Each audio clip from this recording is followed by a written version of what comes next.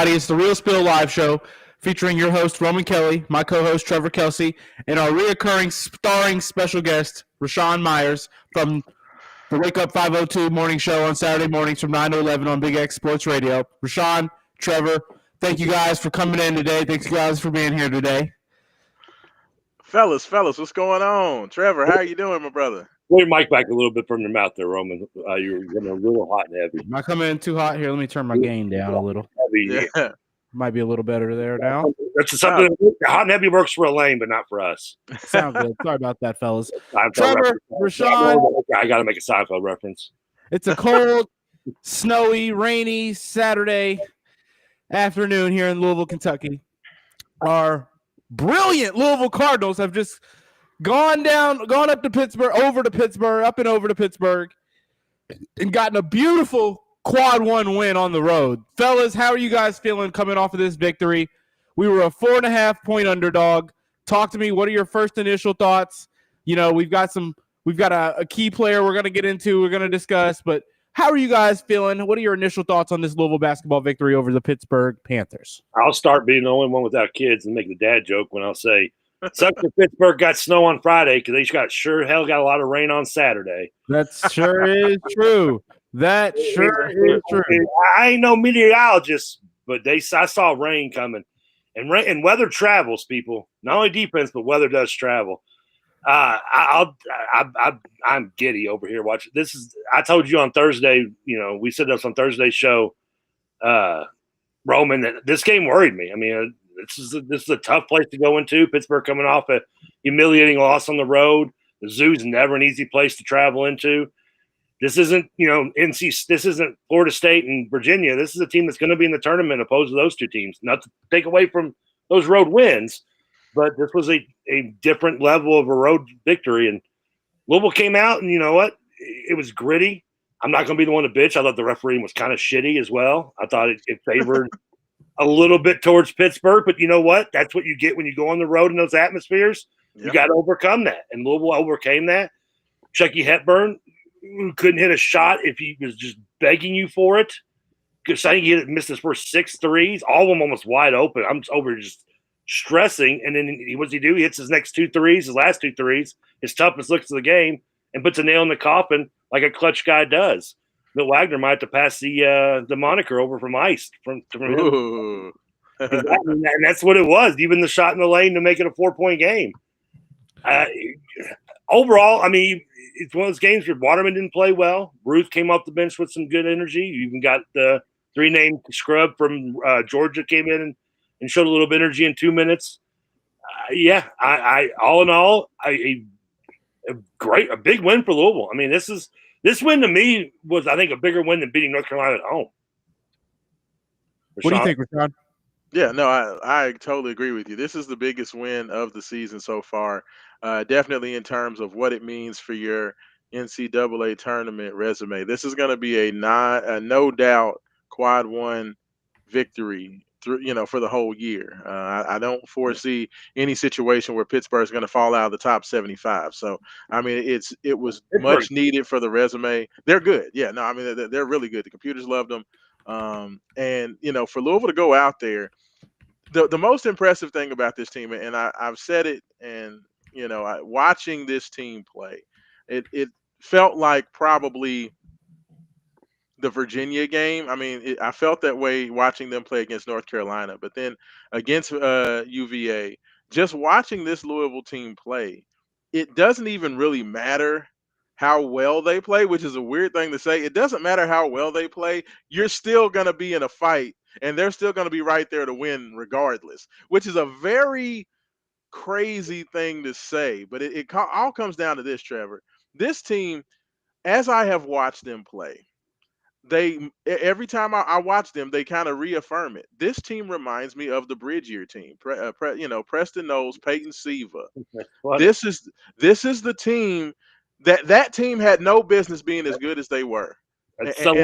On Thursday's show, someone asked me about that, and I said the exact same thing, Raashaan. Yeah, I mean, they just find a way. Like you'll see the final score at the end and see Louisville won the game, and you're not even sure how they won. I mean, we've seen so many different people step up. Rain Smith today, Javon Hadley the last game. We've seen Chucky Hepburn step up. We've seen Terrence Edwards become, maybe the best defensive shooting guard in the ACC over the last couple of weeks. I mean, it's been unbelievable. But this team, and that's what the rest of Edwards, though, and you pointed this out to me, and I agree with you earlier in the season of his defense.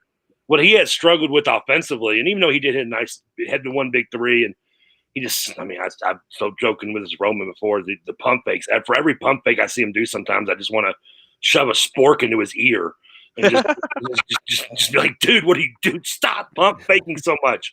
One maybe if you want, but like 3 or 4, it's not going to work. All you've done is given time. Anyway, I digress. While he has struggled offensively, I think he's made up for it doing just every little thing, both defensively and just flowing the offense and getting into the penetration. Even when he is pump faking and taking away a good opportunity to shoot, getting the ball out. He did that with Hadley hitting 2 big threes in this game. Mm-hmm. Just every little thing right, even though the stat book sometimes even though today's wasn't bad. But over the last few games, I mean, that's the whole thing, Trev. It comes down to the team has a will to win. You talk about the little things that Terrence does. It's the little things that Javon does. It's the little things here and there that Rain does besides the shooting. Same with Chucky. Same with Kanai. Same with Frank Ansamibe comes out of he hadn't played in a couple games. Frank came in and gave Louisville a couple of really good, strong minutes. Like, this team just has a will to win, and regardless of how well they play, they figure it out. They just figure out. It's amazing to watch. Is the one complaint, other than our injuries and the what if question right now, is it kind of been Waterman's shooting, at least offensively? I know he saved us in the EKU game with the layup, the clusterfuck play that was. Hey, I'll take it.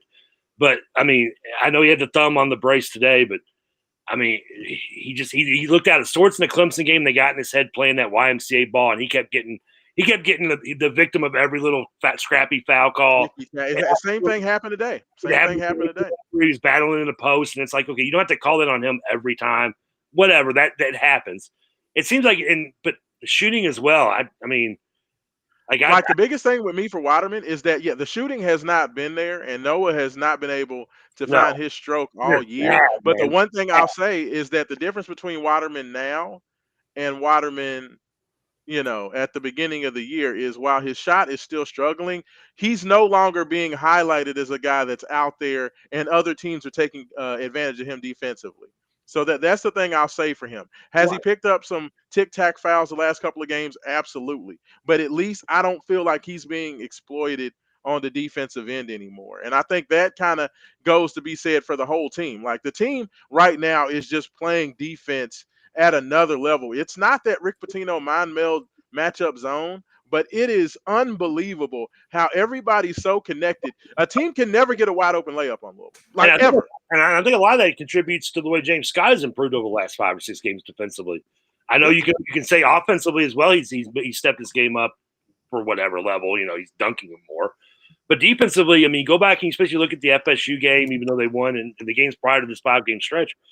I mean, no one falls asleep on the back screen more than James Scott, and he's the only player Louisville had, despite Waterman's size, that can be anything close to somewhat maybe rim protector, even though he's not a real rim. He can just do at least what Pryor was doing, using his length to make the shot go off. And he's been doing. I mean, the last 5 games, he has been just his foot speed, man. I mean, because he's a presence. He's seeing it now, like all that potential. Early in the season, we're like, "Where's the set? What do we hear about this? Oh, this is a college of Charleston. This is Louisville." And he's starting. I mean, it's slowly but surely, and that's what love of God. That's something I haven't been able to see in 3 years. A player improve over a month or two. That in its own right gives me semi-wood. Fair. Yeah, fellas, I think you're both totally right. It's another one of those performances where you look at what Terrence Edwards and Chucky Hepburn did as scorers in this game, and you would think that we found a way to win with our 2 best players not being exactly perfect as scorers offensively, right? Well, they played better than they did at least in the Clemson game. They both did for sure. Chucky was shooting the ball awful. They're not shooting the ball well, is what I mean, though. I think Terrence Edwards is getting to the rim, then he's missing a couple of layups that you're like, wow, I feel like that one should have went in. Chucky missing a couple open threes, or it's like at a time where you wish those would go in, but then he's making the ones that matter most at the end of the game. So you're not upset at Chucky. You're just like you're shooting 8 3-pointers, and you're only making 2 of them. Granted, both of them came at an important time. I just am so not mesmerized, but the fact that you're getting the extra effort out of Javon Hadley. James Scott, well, it's only 8 points, but he's active his whole time out there. He's not getting the ball, killing the possession, killing the set because the handoff, gets denied or whatever. He had one play where he went to the basket, he got fouled. He's just out there a little bit more active. I think he's active on the glass.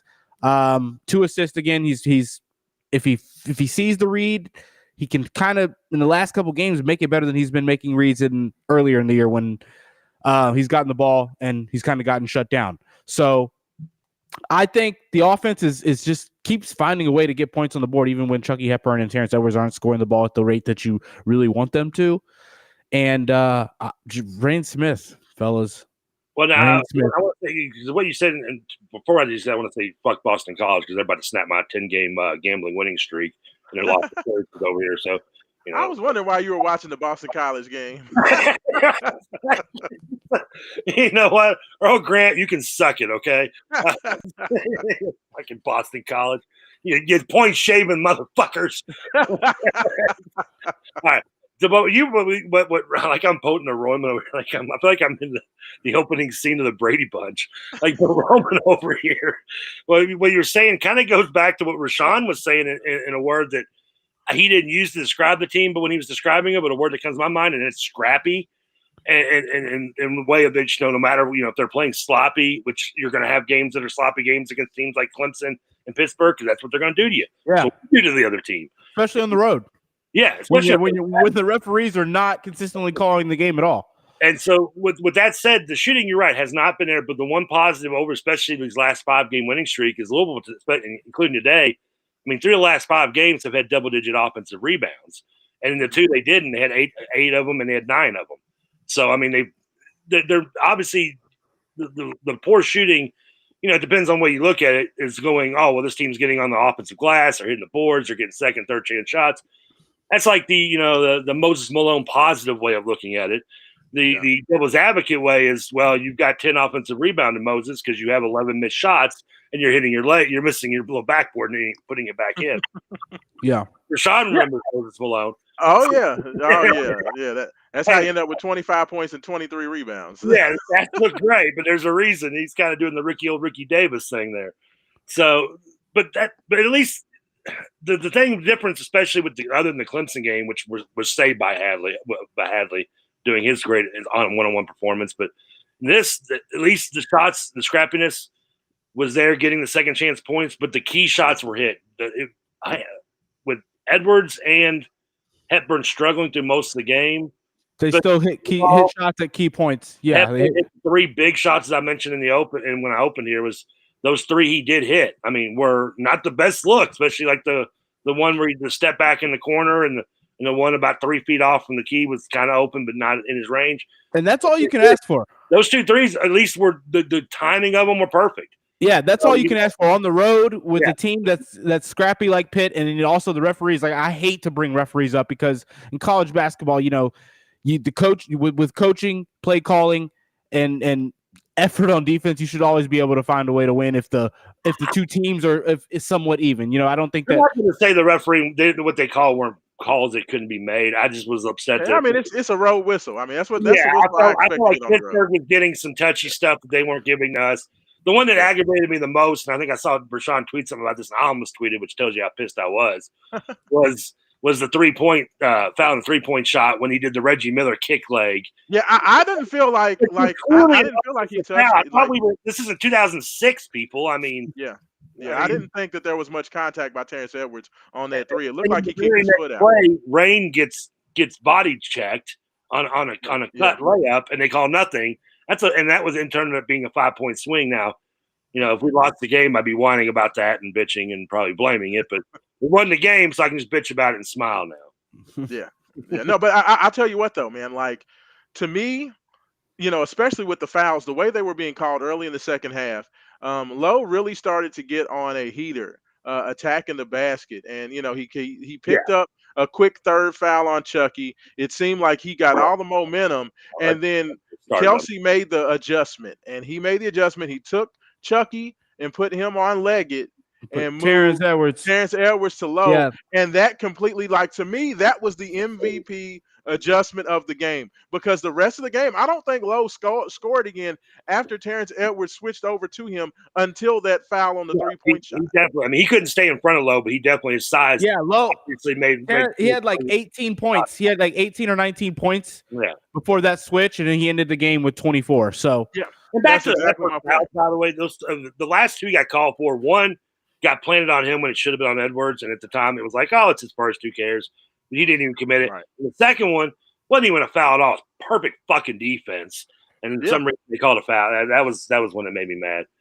That one made me feel like I yelled, and the dog didn't come in back in my room for 25 minutes. Fellas, I don't mean to jump to such a drastic change here with what a win can mean, but what does this do for you in the sense of where you see this team going in the grand scheme of things in March? I mean, I think we all three of us here are feeling this is definitely a tournament team at this point, but where are you thinking we end up? How far are you willing to take that point? Where are you going to go with this? Let's say we go on and we beat SMU. I don't want to say in the next 4 games we've got Syracuse, Virginia, SMU, and Wake Forest. Let's say we go 3-1 in those games, because I don't want to make drastic statements about a potential, what would that be, 10-game win streak. But let's say we go 3-1 in those games, and SMU is one of them on the road. Okay, and maybe Syracuse gets us next game on a we go in there not physically prepared for what Syracuse might be, and they shock us. And that's the one loss, and we go on to beat Virginia after that again, SMU and Wake Forest. Well, at that point, win right here. I get that. I know that's a crazy hypothetical here, but these are our next 4 games. We're seeing a 7-8 Syracuse, an 8-7 Virginia team we've already beat in Louisville. We playing them in the Yum Center. We've got to go on the road to SMU. That's going to be interesting. That's an 11-4 SMU team that isn't bad. I'm pretty sure that's still a quad 1 opportunity, right, Raashaan?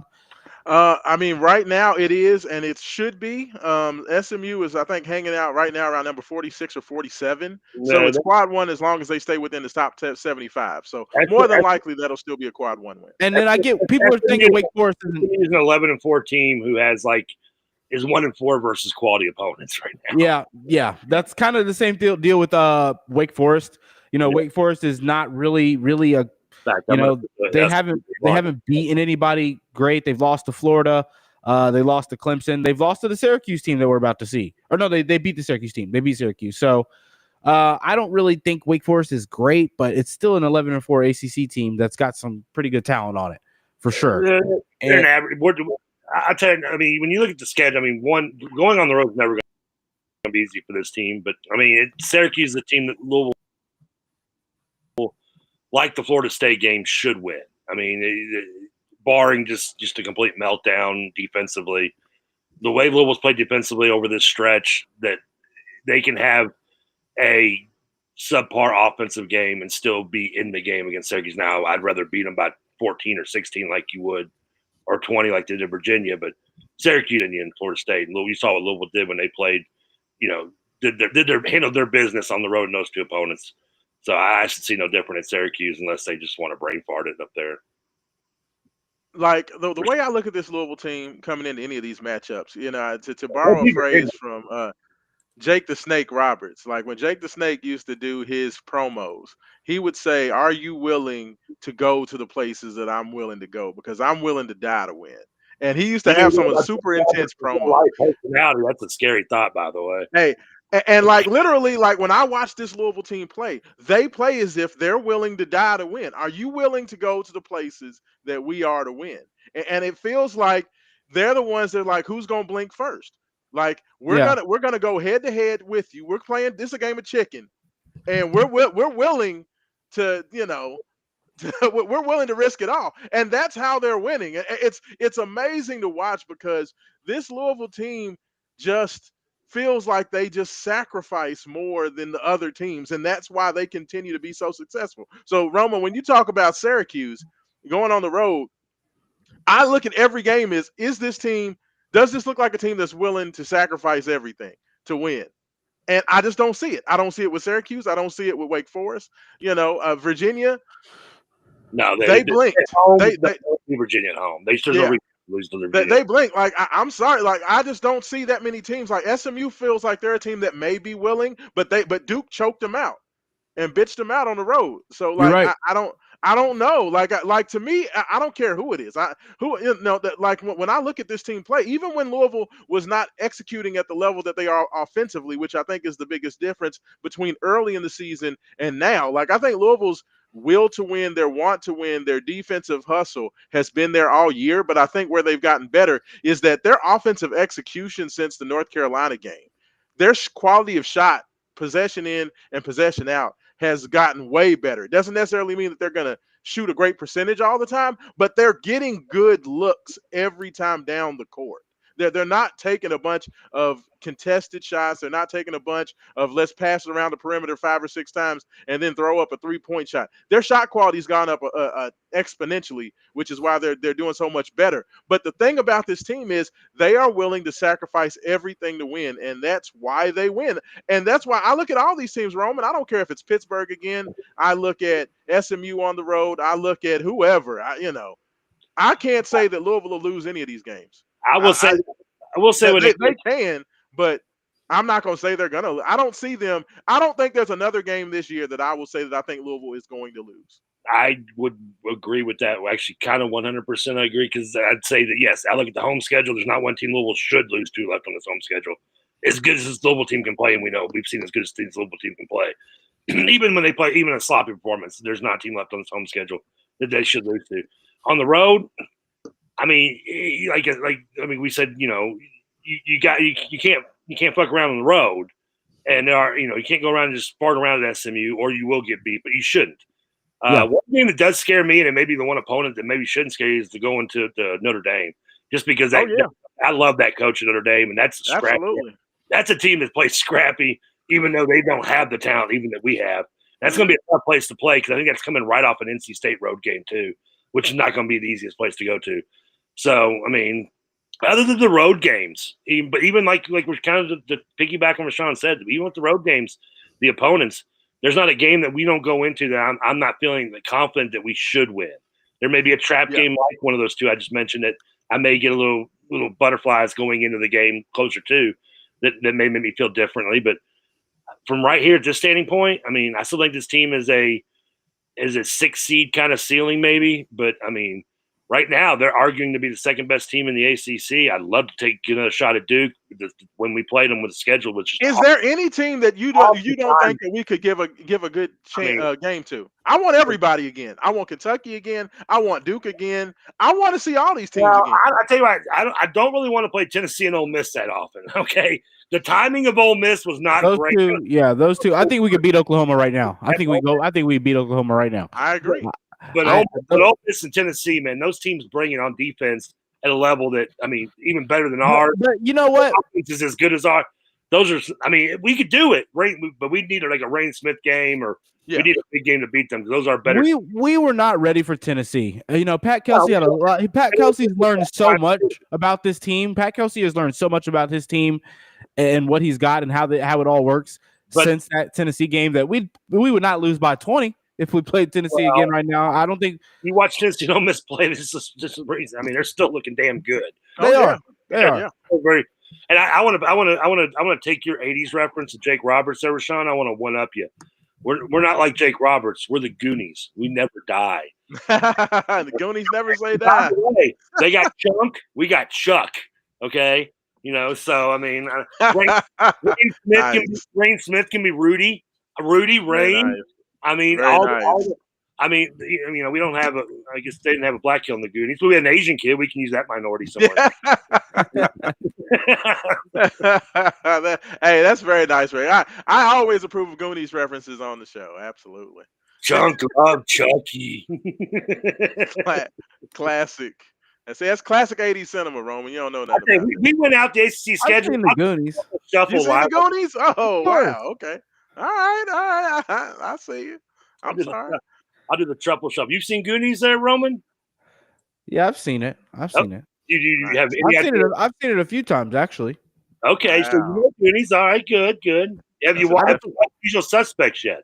Like, subscribe, comment down below if you guys have any questions for us. I know we've had a couple, two or three consistent viewers. Actually, let me turn this off because I think I've been one of the viewers. I think I've been one of the viewers the entire time. So let's keep this like that so we just know for sure. I think it's been one consistent viewer and then maybe a second one who's been jumping in and out of here a little bit. Our one viewer has been you. It's like just we're masturbating. I have another tab. I have another tab open with my Google account, with my YouTube account opened up, watching it just to like it and stuff. I don't Keep know. up with it, yeah. I probably should have put some hashtags in the description there. But fellas, I like how you guys are talking about this Louisville team. I think you're both completely right. I don't like to get overly confident because, you know, You don't want to be overly confident. How about college basketball? It's college basketball. I get that we have an old team. This is a very experienced team. I think that's what it is. I need to get that through my head, that this is an experienced team. This is a team that is not going to just completely not be themselves for a whole complete half of basketball randomly, like I've seen college basketball teams be consistently. And I need to get that through my head a little bit more. Pat Kelsey has a different kind of philosophy about going. Hey, Roman, let me tell you something. When he goes about coaching, so when you have a great point guard, Roman, like Chucky Hepburn, that is the best thing. Like Coach Kelsey said it before the year. He's like, when I have a point guard like Chucky Hepburn, that I know I can hand the ball to him at 7 p.m. and he's going to give it back to me safe and sound at 9. You know what you're going to get from the point guard position. And having that stability of Chucky Hepburn and honestly, Javon Hadley, you got two grown man ass adults on that team. And when you have those two guys as kind of the leadership aspect of it, everything else falls into place because their maturity helps everybody else to be better. I think that's one of the reasons why Kanai Roos is able to come in and do some of the things he does is because of the example that's set by these other guys. I mean, Kadir Traore, he's the same thing. He's a very smart, intelligent adult. So when you bring him into the game, if Hadley's in foul trouble, you're not going to lose anything or much defensively. He's going to come in. He's going to make smart plays. He's going to give effort. I mean, this is just a veteran team. Like, I have no worries about who this Louisville team is. I know that Louisville's a tournament team. I know they're one of the best teams in the country. My question is, are you ready and are you willing to go where they're willing to go to win? Period. And if you win, I'll shake your hand and say, good job, but you going to know that you was in a damn fight. I agree with Raashaan. I mean, I knew from day one this was a tournament team. Now my expectations have risen as I've watched this team and watched the team just gel despite the injuries we've had to go through and how where they're at right now. But I mean, if I haven't come off just like totally fanboy or homer from after this game before, I'll do it right now for you. You want to look at this team? I mean, is it maybe a 6 seed or a 5 seed? You take the quote Cinderella run of any NCAA team, and you put in the checkbox. Do you have a guard that can take over a game? Chucky Hepburn, yes, check. Do you have energy guys? Ruth, you mentioned the freshman who's come up and just. I mean, while every individual he needs to become a basketball player, he brings that energy in the few minutes he does, and it's been a great addition from whether it be on the court or while he's sitting on the bench leading a cards chant in the middle of a run. He's been that great energy guy. Check. You have a white guy who can shoot the ball and get hot, hit threes, and pull off the upset against a team that's better than you. Damn sure got that. Yeah. Do you play solid defense? Check. Do you rebound the ball? Check. Rain check. Is there any? Do they check every box that you need? We've got a rain check. Modern day Cinderella championship run. I mean, if Kevin Ollie and we were UConn, people would already be betting on us right now. That is, I'm not saying it's going to happen, right? But if it does happen, I'll say it happened, okay? Because I'll take the credit for it on this date, January 11th or 12th. I don't even know what date it is. Fuck it, who cares? They met every check mark on that box, and I mean, and senior leadership check.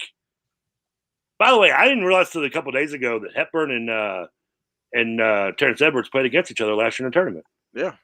Terrence Edwards knocked off Chucky. Started on that. Yeah. James Madison knocked off Wisconsin in the NCAA tournament first round. Mm-hmm. Look out for Wisconsin. They are playing. How do you guys feel about this comment down below here? ACC coach and national coach of the year, Pat Kelsey. Hey, how would that sound to you all? Shout out Philip Bailey for the question too. What's up, Philip? The guy Philip's always joining up and listening too. Philip Bailey from Easy Lover. No, that'd be Courier Journal actually, but hey, Philip, you got a single. I don't know about Easy Lover, but Earth, Wind, and Fire, right? Oh yeah. You know what? That's hilarious. With Philip Bailey and Phil Collins, Easy Lover. I don't think Philip's that old. but now, honestly, I think real talk. I think that the ACC coach of the year is already locked up. I think so too, for sure. Louisville would have to fall apart. I don't know what goes into the national coach of the year voting, but if it's based on what happened last year, what the team achieved with their net, like what the team achieved versus what their net ranking was, the expectation kind of was for the team. I don't know if it goes if March matters even. I should know that. I'm sorry. Hand up. I don't know it. I wouldn't think that what you do in March should go into that. No, it's regular season award. Regular season award. Then if anything based on last season, what your team achieved in the regular season based on its net ranking, where you stood in the net ranking all year, how many teams you beat while you were an unranked team, you know what I mean? Then he's going to most definitely be a candidate for sure.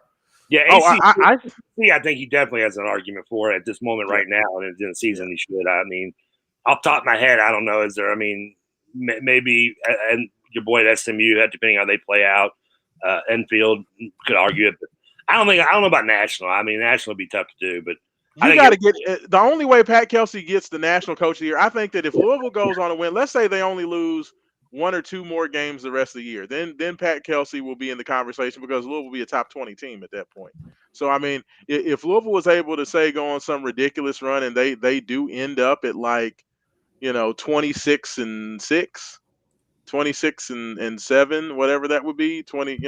If they do something like that, then I definitely think that Pat Kelsey would be up for it and could very likely win it. So I mean, I definitely think it's possible. The one positive he has, especially when it comes to the conference championship, winning ACC coach year, is that there's one thing, and they love voting for when it comes to coaching of the year, is the coach who wasn't supposed. The turnaround, whether they even won the ACC or not, if you were supposed to win 5 games and you won 20, you're probably going to get coach of the year. You're going to get the nod for it over a team like Duke. He's probably going to win in the ACC. Yeah. Agreed. If Louisville finishes second in ACC, I will say right now, Pat Kelsey wins ACC coach of the year.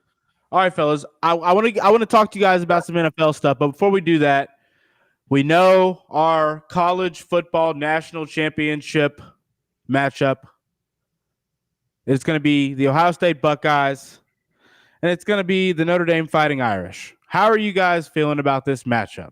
Is this what you guys predicted based on, when it was the Final Four teams, or before even this? Did you guys have Ohio State? Who was in your all's final?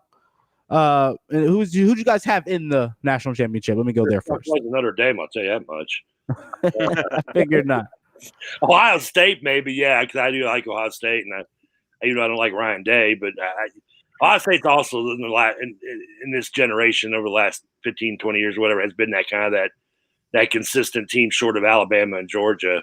And I mean, it kind of be fitting. I mean, the first time they ever went to a 4-game playoff, Ohio State won that, even though I can go back 10 years and say they shouldn't have been in it. It should have been Oklahoma State in that spot, but nonetheless, they won it that year, Cardell Jones and company, and so they might win it this year. But then again, if Notre Dame wins it, I mean, what's the great point of pointing out that that's the love of having a tournament? The team that would have never had a chance to win it, or be even in the argument to play for it in Notre Dame, because that's a fucking Northern Illinois. I mean, anybody? And that's a hell of a come up. That's a hell of a come up. Can you imagine if we'd got Notre Dame 1 week earlier? We could have been their mistake. We could have been their one. I mean, it'd been nice to say that they were their one loss. If we would have got them 1 week earlier, Isaac Brown wouldn't have been running at all. Yeah. So I mean, we made them 1 week later.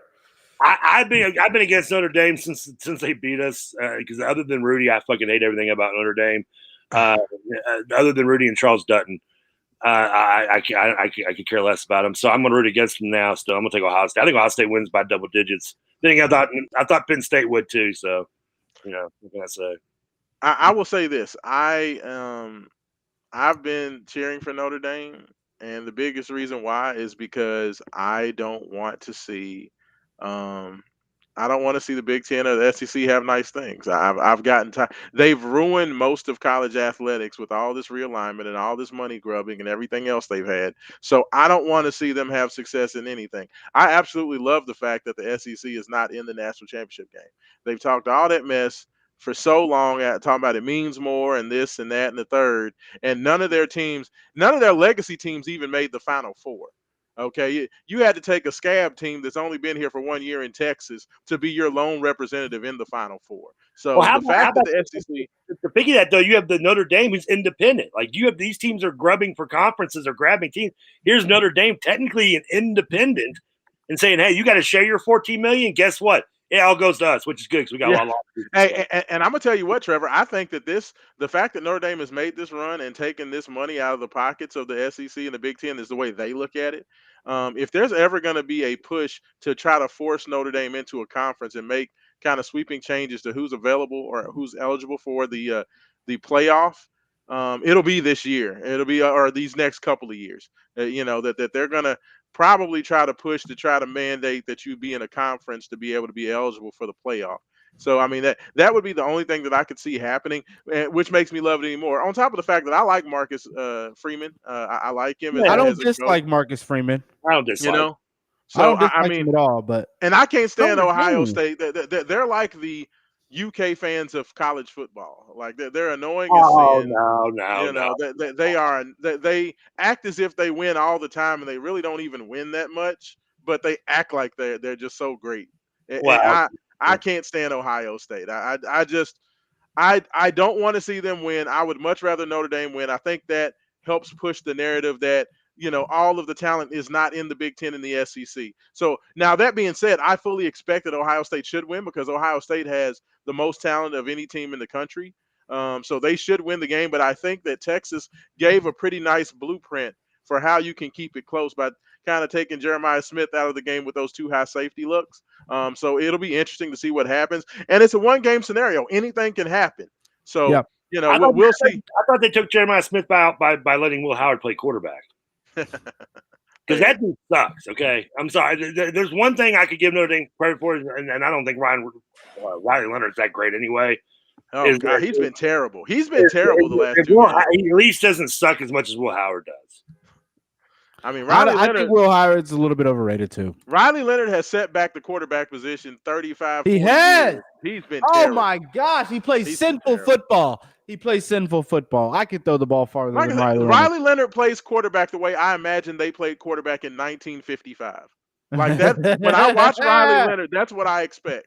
Like Y.A. Tittle. Like that's the way Y.A. Tittle used to run quarterback, back for whoever the hell Y.A. Tittle played for. Like I think Y.A. Tittle was a better passer than Riley. Everybody's a better passer than Riley Leonard. Like Riley Leonard ought to be ashamed of himself. Like I don't even know why they interviewed him after the damn game. I'm like, why the hell are they talking to him?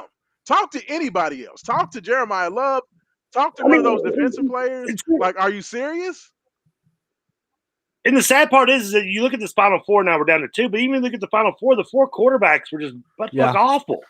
I mean, the guy from Penn State couldn't hit a guy. Terrible! It was terrible quarterback play in the fucking college football playoff. Raashaan, don't act like you know it was terrible quarterback play in the college football playoff this year. It was wrong.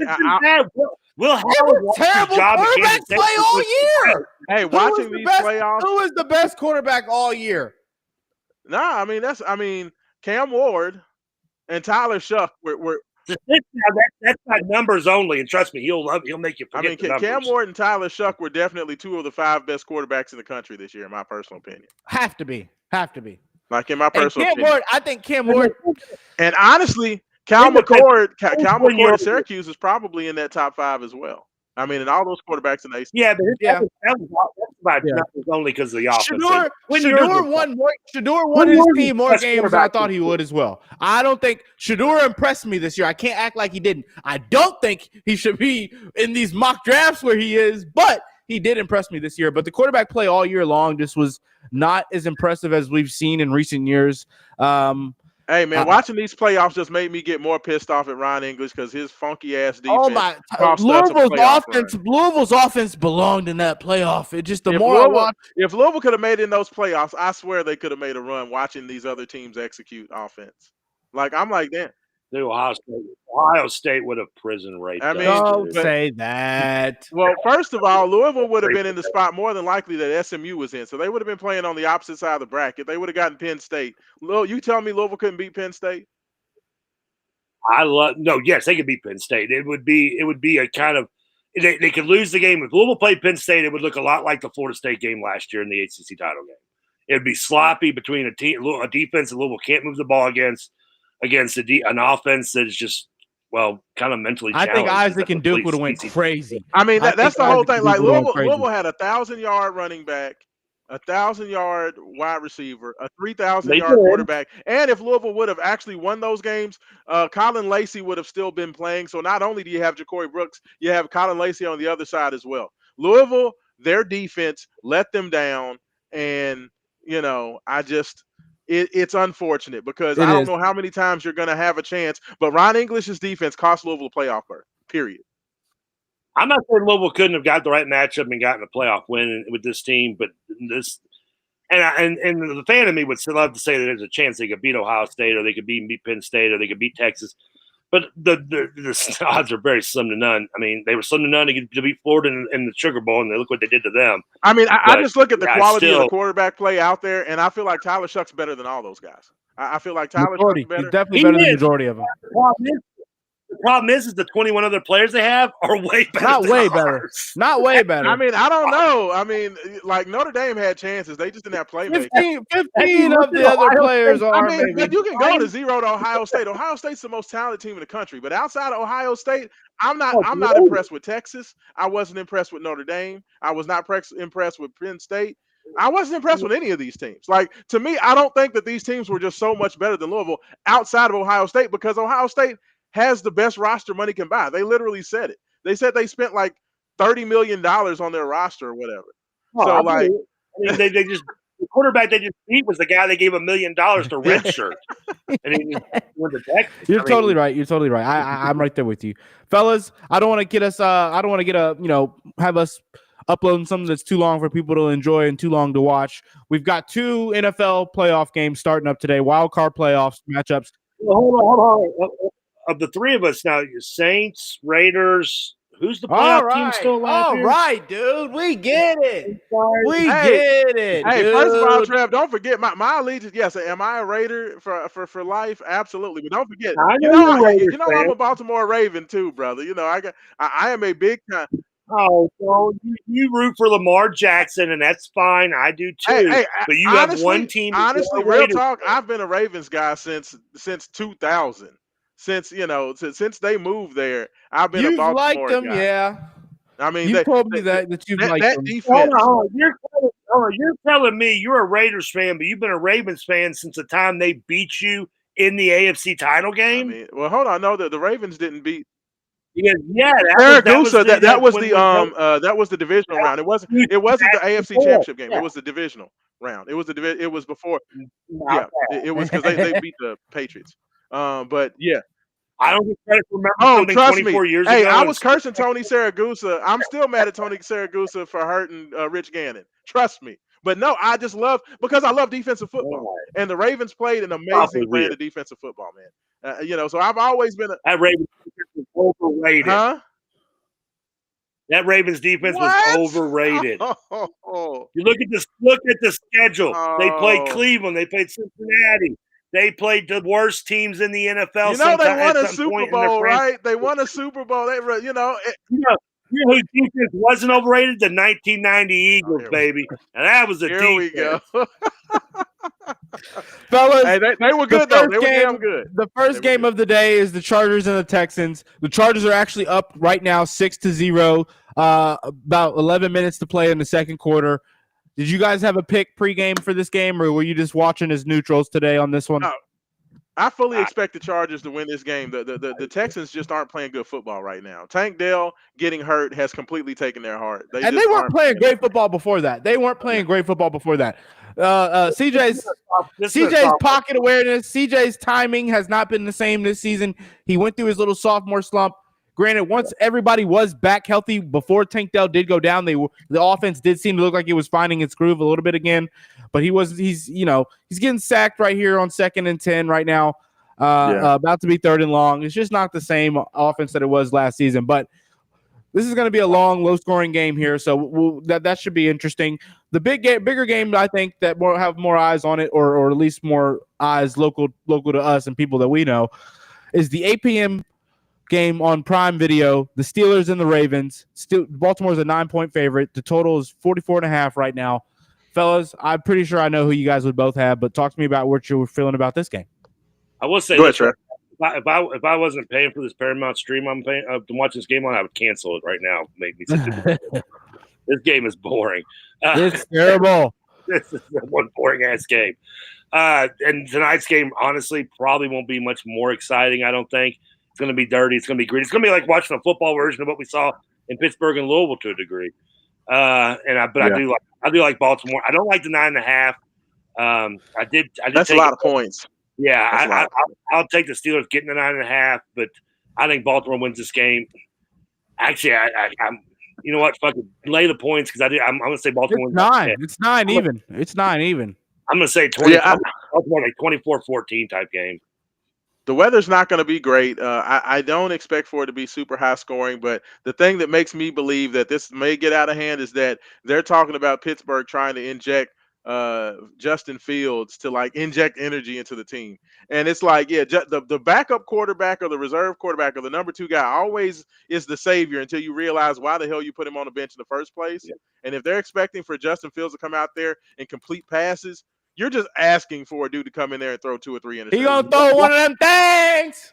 I'm sorry. I love Mike Tomlin. I do, and I have defended Mike Tomlin to Steeler fans for multiple times, and I'll do it to the day I probably die sooner than he.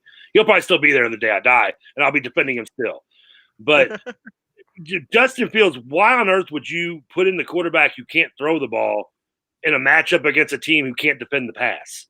I mean, if there's one thing that's going to be a key to this game. Hey, but correction, Trev, since week 13, the Ravens have had the best defense, both pass and rush defense in the NFL since week 13. Bring me up the quarterbacks they played in that run. I mean, don't get me wrong. I don't have it in front of me, but I promise you it's going to be in my favor in terms of this argument.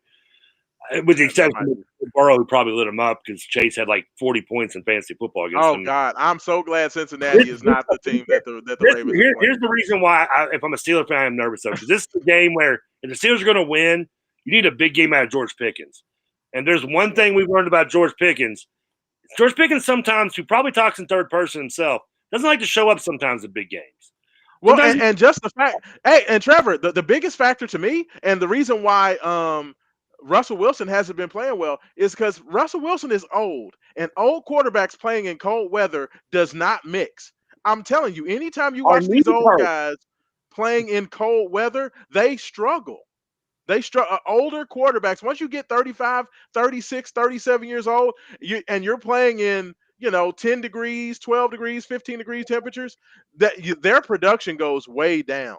And I think that has more to do with than anything. That I just think that it's too cold. Russell Wilson is not playing well because of that weather. I really do. I mean, but we've seen it time and time again where you watch these older quarterbacks. The only guy who kind of bucked that trend was Jim Kelly, but Jim Kelly retired a lot earlier than some of these guys are trying to play now. But I mean, old quarterbacks and cold weather don't mix. Period. I agree. Unless you're Tom Brady, unless you're Tom Brady, it's not gonna.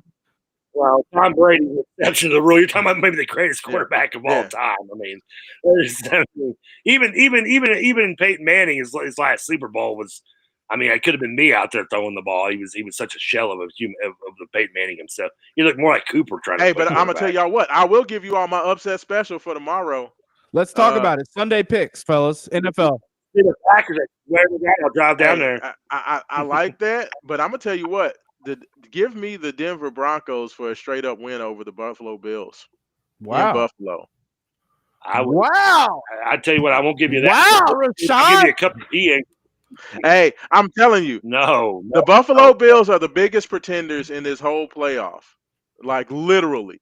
That they are 2-3 versus the rest of the teams that made the playoffs. They got fat beating a bunch of bad football teams. The Denver Broncos are playing much better offensively, and they have the best defense in football. You put that together, I'm telling you, it's going to be a low-scoring, ugly game. I think Josh Allen is going to give them at least one turnover, and I think that the Buffalo Bills are going to win a game like 19-16.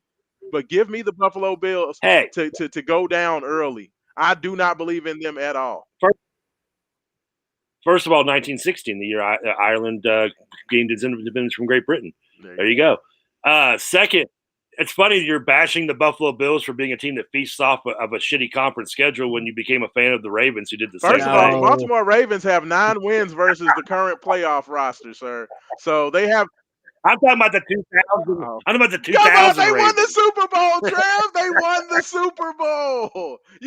They beat Gary Collins for God's sake. They won the Super Bowl. You can't talk about a team that won a championship. What's wrong with you? Gary Collins.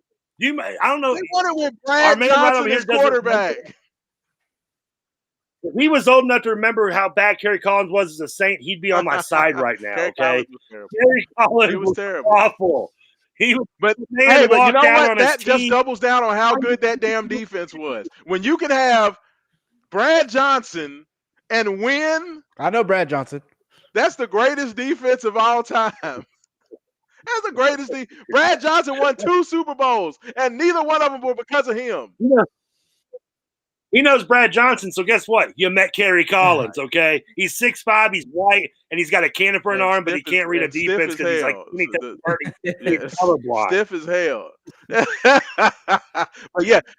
Neil O'Donnell, throw it in. It doesn't matter. You can name them all. They're all the same. Guess what? 3 of them played in the conference football championship this Trevor, weekend. we've got your Eagles at 4:30 tomorrow against the Packers in Philadelphia. Eagles are a 5-point favorite. It's 5 even. Yeah. How are you feeling? Talk to us.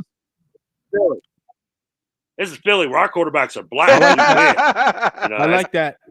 I've always kind of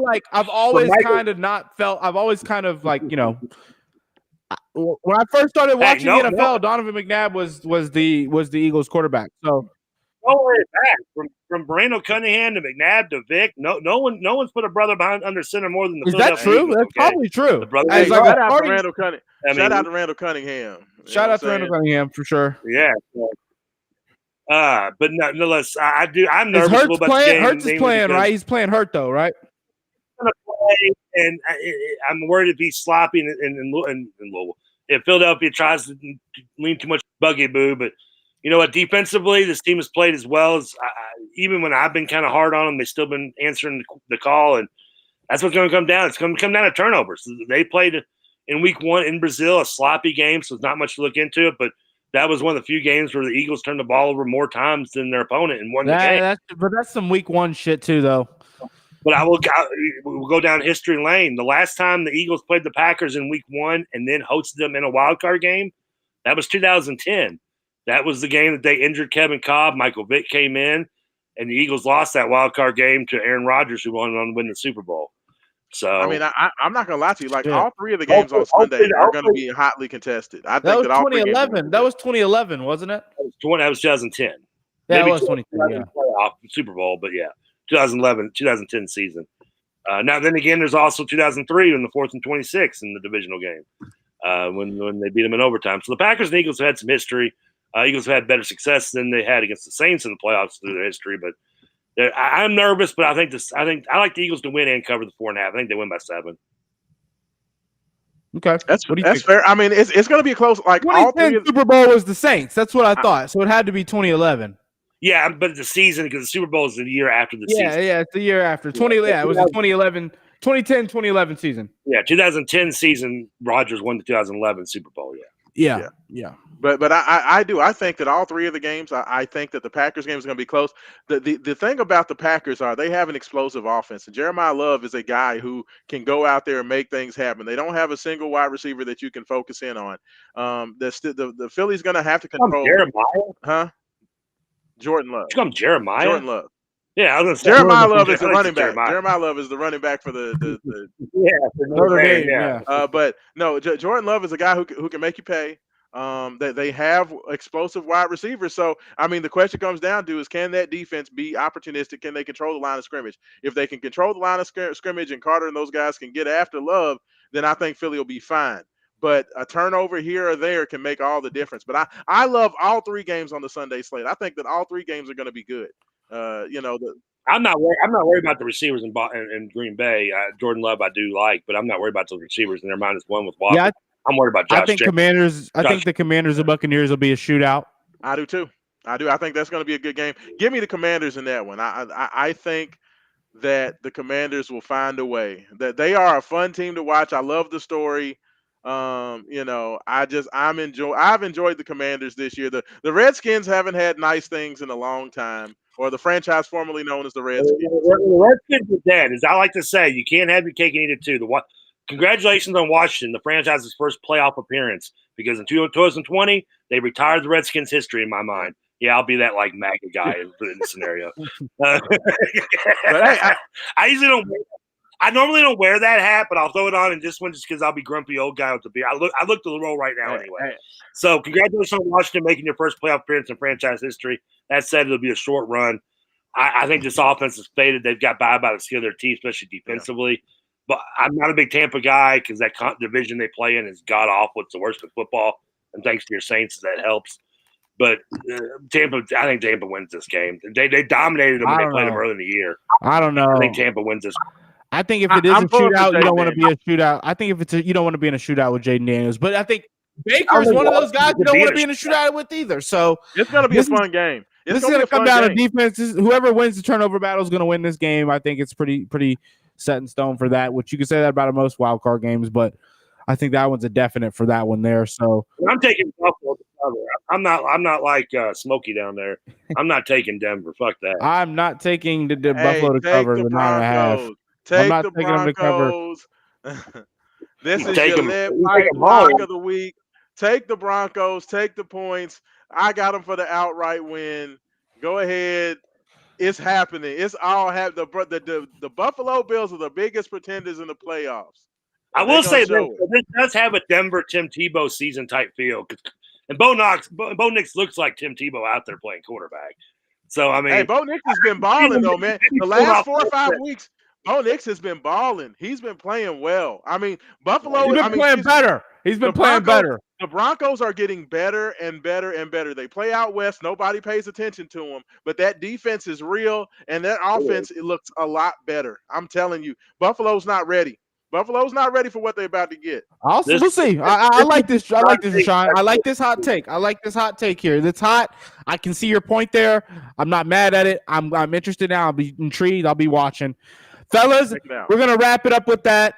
Trevor, Raashaan, if you have any plugs, of course, get those in right now. Hey, I'm going to say this. First of all, Philip Bailey, I appreciate you with your message. Got to give Raashaan props because he did say PK was the best coach for Louisville. Thank you very much. I will take credit for that because I did say that Pat Kelsey was going to be the man, and he has been the man. So thank you for that, Philip. I'll have to figure out the donations. I don't know how. I think maybe you're probably used to Raashaan setup with his setup and how he's donating or how you can donate to his. I'll probably just get his link. Get his link. Patreon, Main Event Sports on Patreon. If you want to donate to the stream, donate to the cause, everything from Main Event Sports Show, Wake Up 502, all of that. You can go to our Patreon.com. /Main Event Sports Show. If you want to give me money, I'll give you my address. So I appreciate you guys. Thank you so much, Roman, for inviting me. MVP of the day, Rain Smith, co-MVP, Terrence Edwards for his lockdown defense. I'm super excited. I'm going to tell Roman, look here, you and Mike have got to be stop being so damn pessimistic on the show. I'm not that pessimistic. Both of y'all sound like y'all are so nervous to talk about Louisville's gonna go in there and whoop somebody's ass. I want to hear that on the show on Monday. Is that Louisville's coming out? They're gonna whoop that Syracuse. I don't want to hear Louisville hasn't played there in a while. It's tough to. I want to hear Louisville's gonna whoop that ass and Syracuse ain't ready. That's what I want to hear, Roman. All right, I'll make it happen. I want to hear confidence. I don't want to hear you said a 6 confidence level, Roman. I went up to a 6.5 and 6.5. I want to hear 9.5. Damn it! What did we win by today? Huh? What did we win by today? 4. Okay, but we was a 4-point dog. So that's an 8-point. That's an 8-point turnaround. That's and until that rain heat check, shit was damn close. Well, at this point, can you please give me a little bit more? Yes. I'm starting to believe in this team more and more now. I'm starting to believe in this defensive effort that we're getting all around more and more now. Shout out to Kanai Roos defensively today, too. I don't know if that's going to get talked about enough. He put in, 17, 18 minutes, and I felt like he defended very well. Kanai Roos guarded both the center and the point guard in that game today. No, probably the only player on our team to do so. I mean, James Scott might have got switched on accidentally a couple times, but Kanai would take the assignment each time he hit. That was his man. That's how the transition was set up. He would lock in defensively. Shout out to him. He gave us some good minutes today. Roos is a silver lining. This is the guy who is not getting minutes if Pryor stays healthy. I mean, he's not playing. He's playing all E minutes. I mean, and he's getting better and better. He's getting better and better. Like I said, he has a lot of work to do to become a basketball player. But I mean, 6'8", the frame, the energy. I love it. I mean, he's amazing.